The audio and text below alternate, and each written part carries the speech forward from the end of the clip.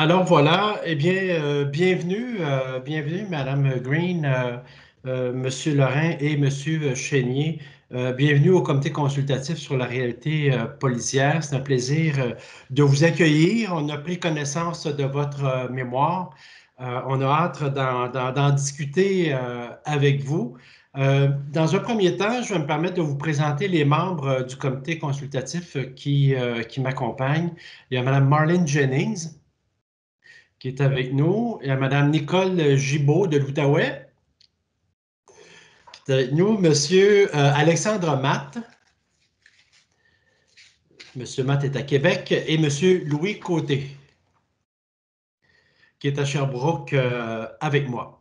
Alors, on a transmis évidemment le mémoire aux membres qui en ont déjà pris connaissance, qui l'ont déjà lu. Je rappelle un peu la formule, les consignes. Vous allez avoir une dizaine de minutes pour faire la présentation de votre mémoire. Et après, lorsqu'il va rester une minute au besoin, je vous ferai signe pour demander de conclure. Et par la suite, il y aura une période d'échange de 20 minutes avec les membres du comité consultatif. Le mécanisme de lever la main, donc vous êtes les trois regroupés de votre côté, ça ne posera pas trop de problème. On va s'adresser à vous, Madame la préfète, et vous réorienterez s'il y a vos collègues veulent répondre ou donner des compléments d'information. La rencontre est enregistrée. L'enregistrement sera déposé sur le site du ministère de la Sécurité publique ou bien au cours de la journée ou plus tard demain, mais votre mémoire est déjà en ligne sur le site Internet du ministère dans la section Comité consultatif sur la réalité policière. Alors, voilà, là-dessus, je vous laisse la parole, je le dis Madame la mairesse par habitude, mais vous jouez le rôle de préfète aujourd'hui. Deux chapeaux. Je vais vous laisser vous présenter les gens qui vous accompagnent et par la suite, on débutera le 10 minutes de présentation. Alors, la parole est à vous. Bien, merci beaucoup et me fait un grand plaisir de vous voir encore, M. Sévigné. J'ai beaucoup apprécié votre temps comme président de l'UMQ. Je suis Carol Green, mairesse de Chelsea et préfète de la MRC des Collines de l'Outaouais. Monsieur Jacques Lorrain est maire de Val-des-Monts et il est président de notre comité de sécurité publique. Et j'ai aussi M. Claude Chénier, qui est directeur général, secrétaire trésorier de la MRC des Collines de l'Outaouais. Alors, on apprécie beaucoup la possibilité d'échanger avec vous. Aujourd'hui, on a une présentation PowerPoint, alors peut-être on pourrait commencer tout de suite. Tout à fait. Allez-y, on vous suit. Est-ce que vous voyez la présentation? Pas encore. Alors, c'était envoyé il y a quelques jours. Donc, vous le partagez et c'est ça, vous l'avez fait, hein, et ça ne fonctionne pas. Et... Faut partager. Mais je peux le lire. Oui, on peut prendre une minute là, pour faire des tentatives. Afficher toutes les diapositives. Okay, afficher toutes les diapositives. Non, afficher toutes les diapositives. Je demandais, est-ce que Véronique est en contact avec nos invités? Go back. On va la voir, Claude. La technologie. La technologie. Et peut-être... next one down. No, down. Non. Donc, ça ne fonctionne pas plus? Et on a un technicien là, qui est juste dans la salle à côté là, qui s'en vient. Si oui, vous 30 secondes, peut-être, on devrait rectifier la situation. Oui, on va se donner le temps nécessaire. Là, on n'est pas à 2 minutes près, alors on va se donner une chance que ça fonctionne. D'accord. Monsieur Chénier, seul. Je ne possède des mêmes talents en technologie. Mais remarquez, c'est le genre d'ajustement qui, depuis le début, arrive. Là, ça prend pour entrer les partages d'écran. C'est pas la première fois que... Mais ça finit tout le temps par fonctionner, alors... C'est toutes des choses dues au COVID, on doit apprendre des nouvelles méthodes. Tout à fait, on va devenir des spécialistes. On est sur une pente d'apprentissage forcée.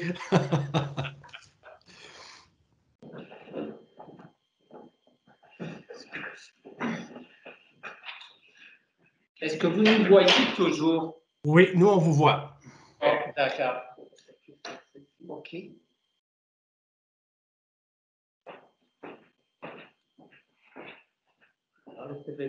C'est partagé, celui-là. Là, il est partagé, nous, sur nos ordinateurs. On va... Ah, voilà. Voilà. Il s'agirait juste de le mettre sous forme de diapo. Voilà, tout est merveilleux. Bon, alors, Madame la préfète, le 10 minutes va commencer là, quand vous le souhaitez. Alors, on vous suit avec la présentation. Et encore merci pour cette chance de vous présenter notre mémoire. La MRC des collines de l'Outaouais existe depuis le 1er janvier 1991 et elle provient de le réaménagement de la structure de la communauté régionale de l'Outaouais. Il y a 7 municipalités dans notre MRC, Kentley, Chelsea, l'Ange-Gardien, La Pêche, Notre-Dame de la Salette, Pontiac et Val-des-Monts. Et ces 7 municipalités se trouvent sur un vaste territoire d'une superficie de plus de 2000 km². Et le territoire est sillonné par plus de 1500 km de routes carrossables. La population de la MRC compte 51 328 personnes. De cela, 73% de la population a le français comme première langue officielle parlée. 23% de la population totale a l'anglais comme première langue officielle parlée. Et 3% de la population se déclare membre de l'une des minorités visibles. Les municipalités de Chelsea et Pontiac jouissent d'un statut bilingue et offrent des services en anglais comme en français. La MRC des collines de l'Outaouais a créé son propre service de sécurité publique en novembre 1996 et on peut qualifier celui-ci de police locale et régionale. Le service dispose d'un centre d'appel d'urgence 911 et d'un service de prévention incendie. La MRC des collines de l'Outaouais administre aussi une cour de première instance ayant compétence en matière pénale et en matière civile. Elle administre les constats d'infractions émis par la Sécurité du Québec sur le territoire de la MRC de Papineau et celui de la MRC de la vallée de la Gatineau, à l'est et au nord de nous. Le service a connu une croissance rapide au cours de ses 24 ans d'existence. D'une vingtaine d'employés au début des années 2000, il est passé à plus de 80 employés permanents en 2020. Au regard des ratios policiers par 1000 habitants, du coût par habitant, de la rémunération globale et des congés accordés, le service de police de la MRC des collines se situe dans la juste moyenne des services comparables. Le budget de fonctionnement, incluant le service de la dette, est passé de 11 641 200 en 2015 à 15 314 270 en 2020, soit une augmentation de 31,55% sur 6 ans.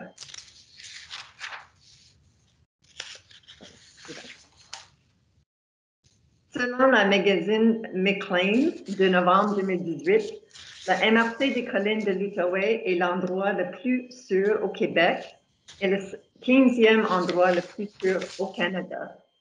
Cette région a un indice de gravité de la criminalité de 27,77. Le Conseil des maires de la MRC croit que le modèle actuel de notre service de sécurité publique a fait ses preuves. D'importantes modifications devraient cependant y être apportées concernant les responsabilités et le financement. Et je vais passer la parole à M. Lorrain pour les recommandations de la MRC.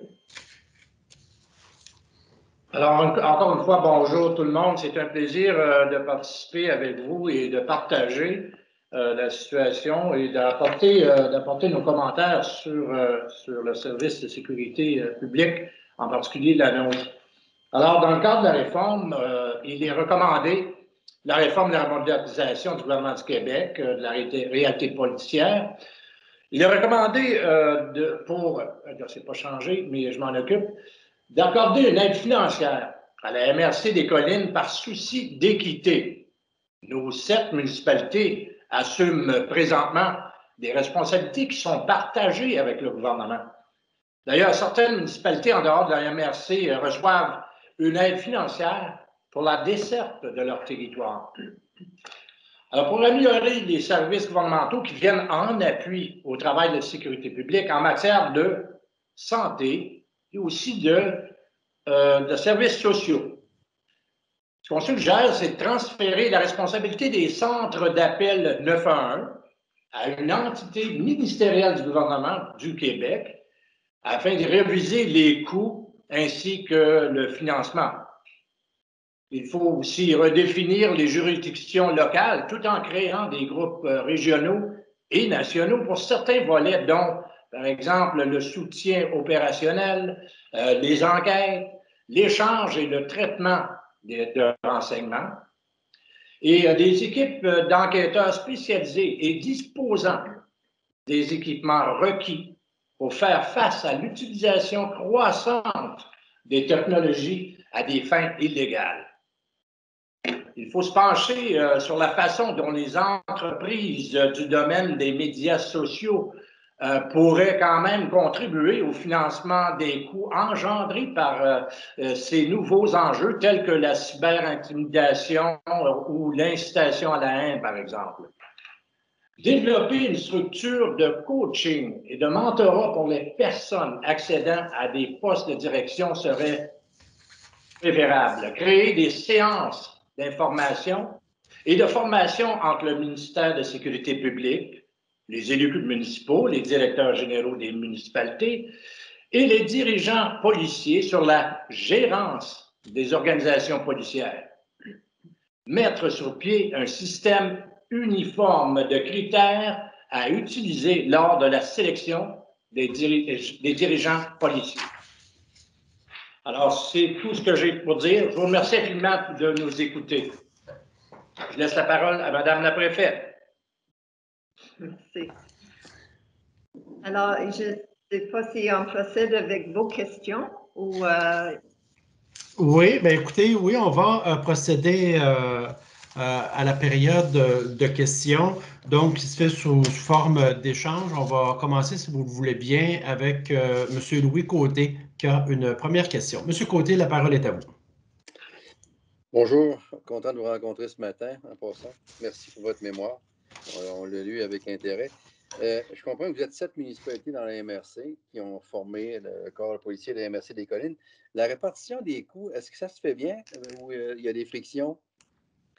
Ça se fait selon le RFU, mais aussi on a des opérations modulées. Alors, il y a différentes parties de le service de police qui sont divisées selon juste le RFU et opération modulée. Et population ajustée, alors ce sera pour les villégiateurs. Alors, oui, on discute souvent la façon que c'est partagé et on est contente avec la façon. OK. Maintenant, vous avez regroupement des services spécialisés, régionaux et locaux. La gouvernance de ça, vous la voyez comment? je pense que c'est à revoir. En ce moment, il faut faire appel au SQ pour tous les autres services au-delà de le niveau. Alors, en ce moment, on a notre équipe d'enquêteurs locale, mais on voit une équipe qui sera plus régionale. On est en proximité de la ville de Gatineau et ils ont leur propre service policier. Alors, je pense qu'il faut aussi souvent que le service de la sécurité publique vient de Montréal nous aider dans certains cas. Alors, si ça peut être plus régionalisé, ça sera, je pense, un service plus en proximité à la MRC des Collines. Merci pour moi. Merci, M. Côté. Madame Gibault, c'est à vous. Oui, bonjour à vous tous. Je n'avais pas cette question-là, c'était l'autre, mais je vous entends parler de la SQ. Est-ce qu'il n'y a pas une réticence de certaines municipalités pour la question des coûts de la SQ en disant, écoutez, pour en avoir entendu parler dans le Pontiac, parce que est-ce que ça cause friction dans les 7 municipalités où tout le monde est d'accord de partager les coûts avec, c'est-à-dire que la SQ vienne évidemment là, pour tout ce qu'il y a au-delà du niveau 2? Première question. Et deuxième, qui est un tout autre ordre, vous parlez de la formation dans votre, dans votre mémoire, super intéressant. Je le note. Mais on a le collège, on a entendu, bien évidemment, ça existe, le Collège canadien ici à Ottawa, qui offre la formation, évidemment, mais il n'y a pas de possibilité parce que ça ne fait pas partie, etc. Alors, est-ce que vous pouvez entrevoir une possibilité pour réduire les coûts de la formation puis dans ce sens-là? Là? Je pense que pour le financement, c'est clair que peut-être je vais juste parler pour l'équité. On paye 100% pour les services policiers ici dans la MRC des Collines, mais on paye pour les services de l'SQ pour les autres municipalités à travers le Québec. Alors, on trouve qu'on paye 2 fois, mais on demande au gouvernement de revoir le mode de financement et de contribuer à des services municipaux. Alors, mais peut-être que je n'ai pas bien compris votre première question. Bien, c'est parce que, est-ce que tout le monde est en accord dans les 7 municipalités? Parce que les échos que j'entendais dans le Pontiac, c'est que nous, on ne veut plus, on ne voudrait pas participer, ça coûte trop cher avec la SQ. Alors, ça doit être par rapport au financement, j'imagine, à cause de l'inéquité, si on peut dire. J'imagine. Oui, je pense qu'il y a quelques éléments dans ça. En 2001, on a été obligé d'aller à un niveau 2 à cause de notre proximité à la ville de Gatineau. Alors, on demande, comme l'UMQ, qu'on aura la chance de revoir le niveau 1, niveau 2. Il n'y a pas eu des preuves que notre criminalité a augmenté à cause de cette proximité à un centre urbain.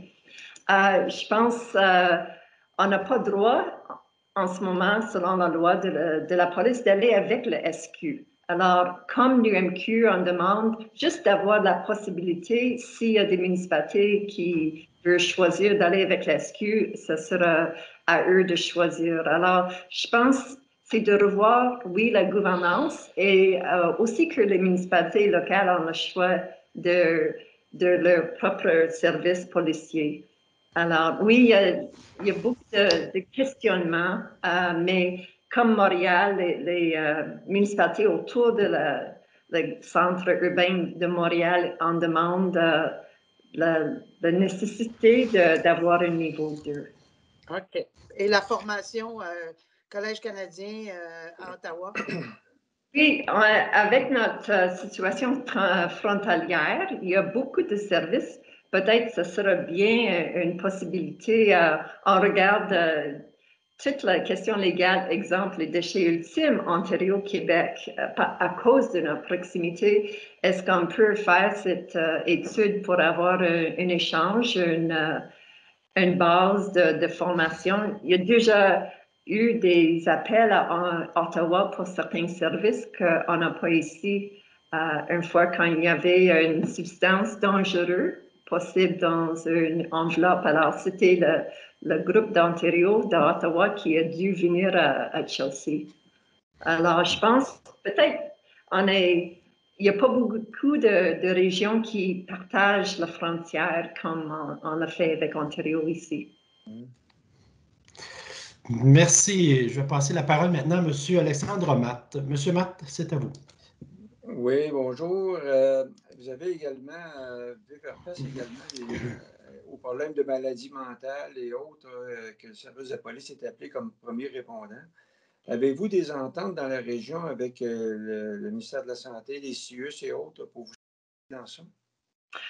Il y a quelques instances où, oui, les personnes accompagnent un officier pour un appel de santé mentale, mais je pense qu'il faut être beaucoup plus courant que d'avoir les services de santé mentale, un appui psychologique. Il faut diriger les fonds vers ces services de santé. Et je pense on demande à nos services policiers de répondre de plus en plus à des appels pour la santé mentale. Et c'est pas nécessairement leur formation. Et si on peut avoir une augmentation de financement pour les services de santé et de santé mentale, je pense que ce sera une meilleure desserte pour notre population. Okay. Merci. Merci, monsieur. Oui, moi, Mme Green, j'en ai une question pour revenir à la SQ. Bon, évidemment, la MRC est prisonnière de la communauté métropolitaine de Gatineau. Parmi les options, vous dites, oui, on aimerait, parce que vous êtes soucieux de la qualité du service de niveau 1, est-ce que d'être desservi par la Sûreté du Québec, tout simplement, est-ce que c'est un scénario avec lequel vous seriez prêt à vivre compte tenu des coûts et tout ça? Je pense que c'est une question qu'on veut consulter avec la population aussi. Ce ne sera pas juste une décision qu'on prend comme ça. On est très heureux avec le service de notre sécurité publique locale. Il y a une proximité des communautés, aux citoyens, à l'école, des écoles.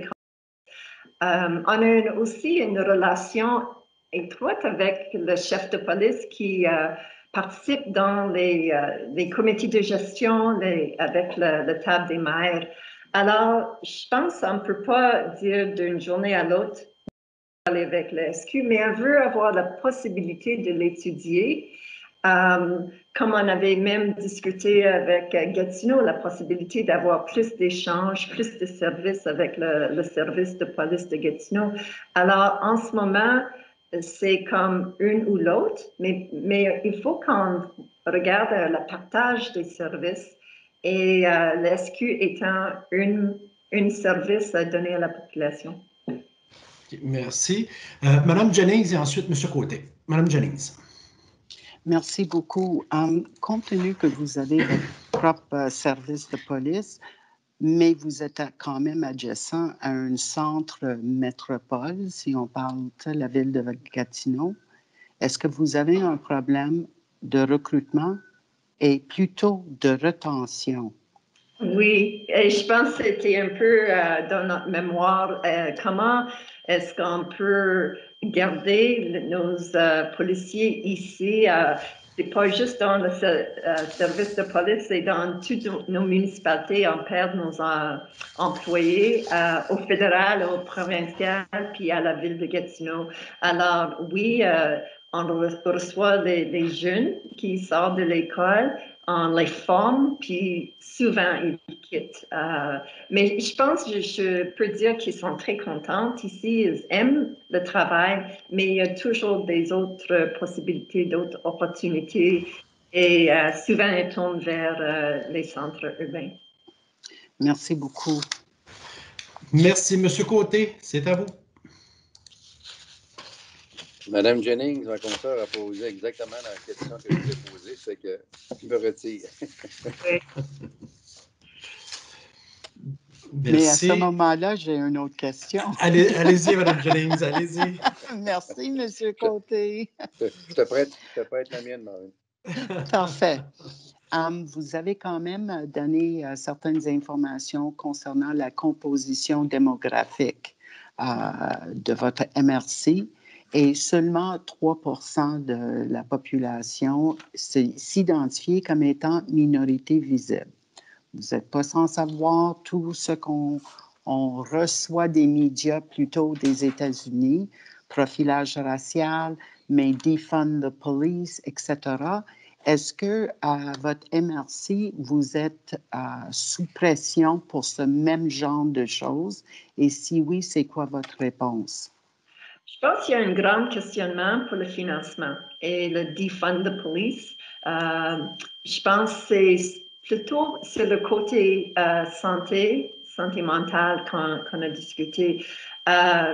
On regarde une possibilité d'avoir les personnes civiles pour faire offrir des services qu'un policier n'est pas tenu à. Côté racial, je pense on est plus rural, périurbain avec Chelsea, Cantley, et je pense on n'a pas la possibilité que des immigrants, des personnes d'autres races viennent s'installer ici parce qu'on vient juste d'installer le transport collectif, on n'a pas des logements pour acquérir les personnes. Alors, il y a un souci, certainement, pour cela, mais en ce moment, avec la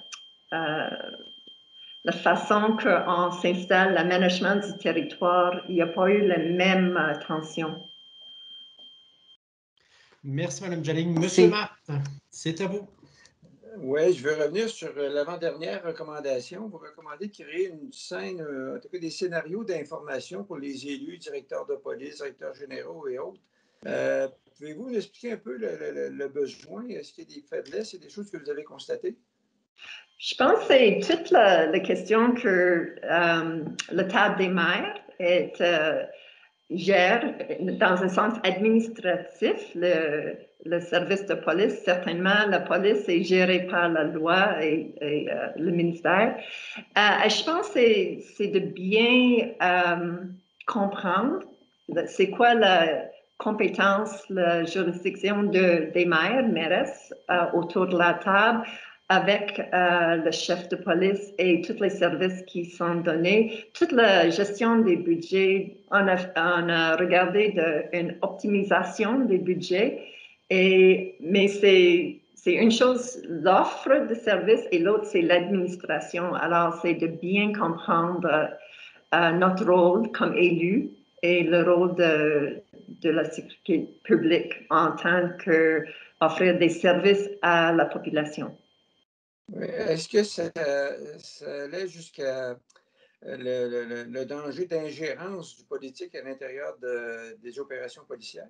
Je pense qu'on n'a pas eu ça comme expérience, mais on est conscient que ça pourrait être possible et on veut toujours que les élus comprennent bien leur rôle. On a un comité de sécurité publique et c'est là qu'il y a des échanges assez, je dirais, efficaces et importantes. Excuse-moi. OK. Merci. Ça va? Il y avait une autre chose juste reliée à ça, c'est l'engagement ou quand on embauche un chef de police, on a pensé d'avoir les critères plus connus de la province. Alors, c'est pas spécifique à une région. Alors, je pense que c'est là que les élus sont appelés à embaucher un chef de police. Puis, ce serait peut-être utile d'avoir une critère qui est partagé. Merci. Madame Gibault. Oui, merci. Toujours sur le coût et le financement, je m'en remets à votre document, mais surtout aussi à la réalité des inondations. La rivière, elle n'ira pas ailleurs, elle va rester ici. Alors, oui. On sait que ça peut arriver à nouveau. tornade également, historique. Vous parlez dans votre mémoire que ça a eu un impact là, parce qu'il n'y a pas eu de frais de chargé, etc. Pouvez-vous juste m'expliquer dans quel... Parce que notre région ne changera pas. Là. Et comme je dis, la rivière va demeurer et ça peut arriver. Donc, comment on voit, parce que c'est absolument exceptionnel, là, mais c'est ça, on est sur le bord de l'eau. Oui, et la municipalité de Pontiac a été beaucoup touchée par les inondations, mais aussi Val-des-Monts, la pêche, parce qu'on a beaucoup de cours d'eau, des lacs, alors beaucoup de chemins qui étaient complètement lavés. Alors, la tornade a touché plutôt la municipalité de Pontiac, pas autant que la ville de Gatineau, c'est clair. Et la police était appelée à être présente beaucoup pour sécuriser les lieux. Puis on n'a pas reçu de compensation de la province pour les frais. C'était minime. Oui, c'était peut-être à 40%, mais aussi la pandémie. On a beaucoup appelé la police pour les barrages routiers et aussi pour le contrôle des gens dans les municipalités. Alors, où l'ESQ semble avoir tout le financement, la municipalité et le MRC n'ont pas reçu le financement pour les inondations, la tornade et maintenant la pandémie. Alors, on réclame, oui, un certain appui financièrement pour les changements climatiques et maintenant la pandémie. Et vous avez raison, ça ne changera pas. Puis peut-être c'est là qu'on peut avoir l'implication des personnes civiles et non pas d'appeler toujours les policiers pour faire les barrages, pour faire sécuriser les secteurs résidentiels et d'autres choses. Très bon point, merci. Merci. Madame Green, il y a des concepts intéressants dans le mémoire, puis j'aimerais ça que vous me parliez d'un. D'ailleurs, mon collègue Alexandre Matt en a soulevé un là, sur la formation des élus. La période d'induction. Quand on embauche un nouveau policier, c'est la première fois que je prends connaissance d'un concept comme cela. Comment ça s'articulerait dans la réalité? Est-ce que c'est comme une période de stage avant de devenir policier officiellement, dans un premier temps, et dans un deuxième temps, c'est rendu nécessaire? Est-ce que c'est parce que la formation de l'École nationale de police n'est pas tout à fait en phase avec la réalité terrain, la vôtre ou ailleurs? Je pense que notre réalité, c'est très vaste comme territoire, on a mentionné. Il y a beaucoup je pense, une diversité de la richesse de la population. Il y a des grandes poches de pauvreté, mais il y a aussi une grande richesse de certaines populations, la scolarité de certaines communautés, municipalités ici dans la MRC des Collines. Alors, je pense d'être capable de vivre avec toutes les demandes qui ne sont pas uniformes à travers la MRC des Collines, des secteurs très ruraux et maintenant des secteurs des municipalités plus périurbains, plus denses dans les villages. Alors, je pense que c'est d'être appelé à vivre cette diversité à travers la MRC des Collines. Côté linguistique aussi, d'avoir la possibilité de parler en anglais ou offrir des services parce qu'il y en a des personnes anglophones sans connaissance dans le Pontiac souvent, mais d'aller chercher les jeunes, les policiers qui sont capables d'offrir les services dans les deux langues. Pour l'éducation, est-ce qu'il y a d'autres choses? Ben, écoutez, il y a des particularités ici, Mme Green a mentionné, on part d'un secteur comme le Pontiac qui a un indice de pauvreté assez élevé et on se retrouve à Chelsea, et Val-des-Monts, la même chose. On a une certaine richesse, l'éducation est là, tout ça. Alors, quand on a un nouveau gendarme ou un nouveau policier qui arrive sur le terrain, il faut quand même qu'ils réalisent qu'on joue avec plusieurs éléments.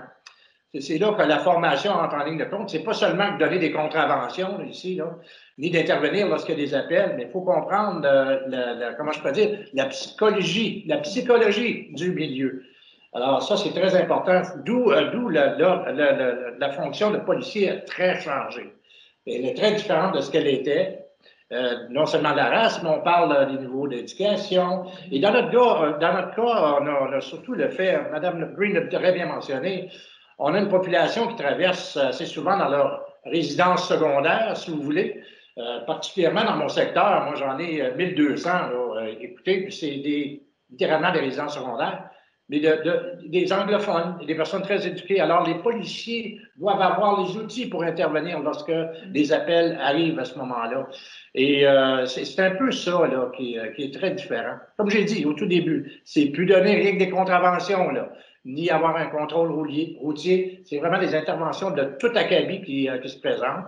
La santé mentale, c'en est une.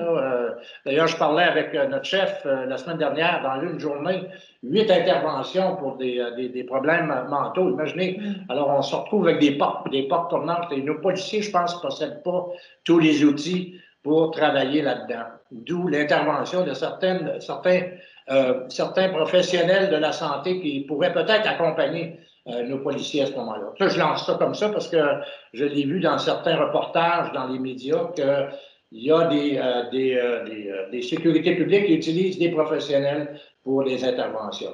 Ça me donne une idée, là. Et je pense aussi, on parle des médias sociaux et toute la cybercriminalité. Et on a des municipalités ici, Cantley, Pontiac et même à Chelsea, où les élus sont attaqués et même on doit aller chercher des avocats pour nous défendre. Alors, je pense la police est impliquée souvent quand il y a des abus des médias sociaux et c'est quelque chose qu'il faut chercher un appui, je pense, des compagnies des médias sociaux. Et je sais, moi-même, j'ai eu à appeler la police pour ma compte Twitter et c'était, je pense, difficile d'aller toujours chercher la police pour des choses comme ça. Trouver d'autres façons parce que il y a tellement de besoins, puis les médias sociaux, ça commence encore d'avoir prendre beaucoup plus de place, trop de place. On sait qu'il y a une réflexion à Ottawa là-dessus, mais je ne sais pas si ces éléments-là de sécurité ou de protection personnelle vont faire partie des solutions. Enfin, là, je ne veux pas m'aventurer sur un terrain qui ne nous appartient pas, mais c'est intéressant comme point de vue, cependant. Ben, écoutez, ça compléterait la rencontre. Merci beaucoup de vous être prêté à l'exercice et d'avoir échangé surtout sur les éléments du mémoire qui est très intéressant. Merci beaucoup de l'avoir fait. Ça va contribuer, nous, à notre réflexion. Ça va contribuer à notre... pour la suite des choses, parce que vous savez, on a des recommandations à déposer auprès de la ministre le 1er mai. Alors, merci beaucoup. Merci beaucoup pour votre disponibilité. C'est bien gentil de votre part. Merci de l'écoute. C'était beaucoup apprécié. Et bonne journée. Merci, bonne journée. Bonne journée. Merci. Au revoir. Un plaisir, à bientôt. Au revoir.